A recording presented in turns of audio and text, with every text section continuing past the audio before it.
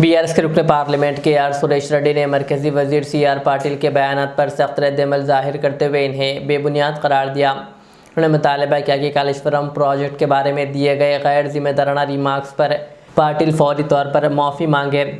सुरेश रेड्डी ने कहा कि कालेश्वरम प्रोजेक्ट रियासत के लिए एक अहम मनसूबा है और इस पर इस तरह के बेबुनियाद इल्ज़ामात अवाम को गुमराह करने के मुतरादिफ हैं।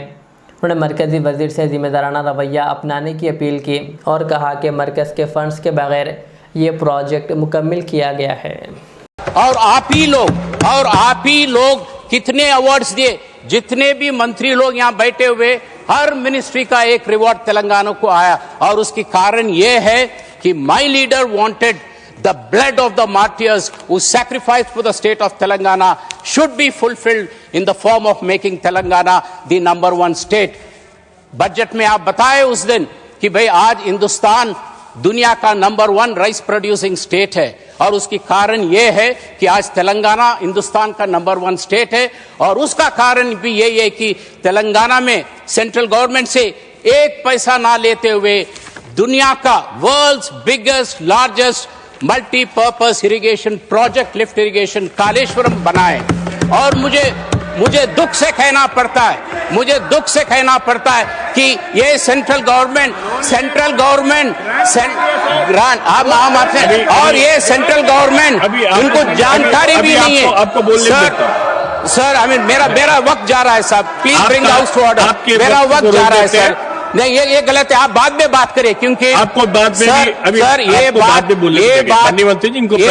ये बात मैं इसीलिए कह रहा हूं कि the other day in the house the honourable जल शक्ति मंत्री ने उस दिन जब जवाब दे रहे थे एक प्रश्न के, हमारे लक्ष्मण भाई के प्रश्न में, वो कहे कि भाई एक पैसा सेंट्रल गवर्नमेंट का ना दिया गया, स्टेट गवर्नमेंट का 34,000 करोड़ का इन्वेस्टमेंट हुआ और जो भी है लोन लिए हैं, मगर आपका एक पैसा नहीं है। वो तो ठीक बात है, मगर आपका एक पैसा उसमें नहीं है और आपको इतना भी जानकारी नहीं है कि प्रोजेक्ट का क्या लाभ हो रहा है।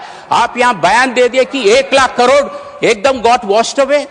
That is something which attracts the attention of the house. In my view, it attracts the privilege of the house for the honorable minister to mislead this august house by saying 1 lakh crores of Kaleshwaram project got washed away.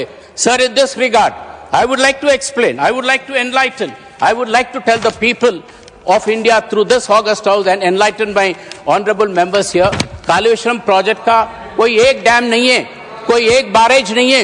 Kaleshwaram project के तीन barrages हैं, 15 reservoirs है, कम से कम 15,000 का pipeline है, 25 tunnel है, अनेक substations है और आज भी कांग्रेस गवर्नमेंट का इनएफिशिएंसी से जो नुकसान हुआ वो एक ही बैरेज का और उस बैरेज में सिर्फ 2 पिलर गिर गए थे सर।